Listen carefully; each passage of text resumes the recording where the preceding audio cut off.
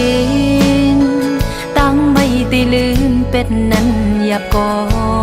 เจอจมวุ่นอันใจเหตุปูนกว่านั้นจูไปหันเส้นต่างคอยห่างไปเลยหุบใจไปก็ลองสั่งในออกในหูเจอตาตีลืมในอำจังตาสองจะเลยพร้อมหักกันมาในอำเจอกุ้ยว่าจูเขาเก็บหนึ่งขอสายเจอเฮาขึ้นกันข้าวโบหึงเยาลื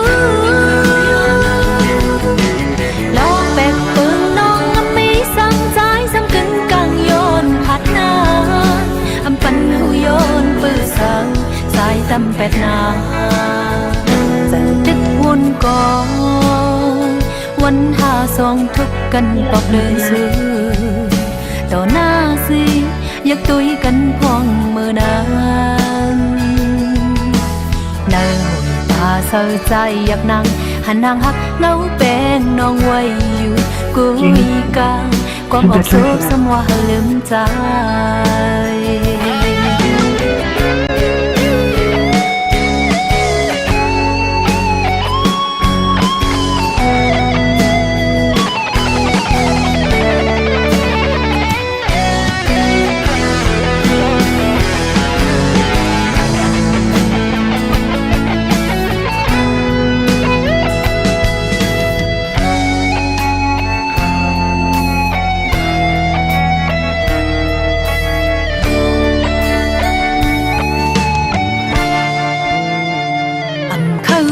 เป็น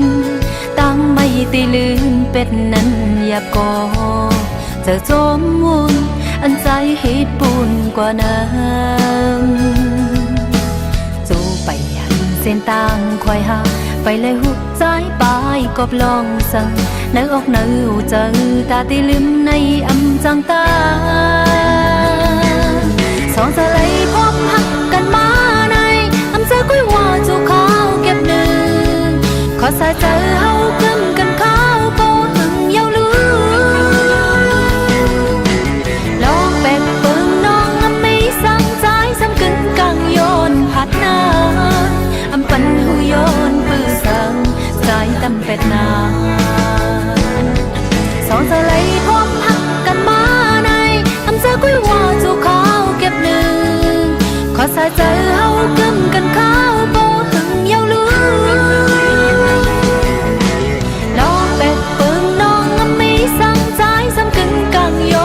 ผัดนา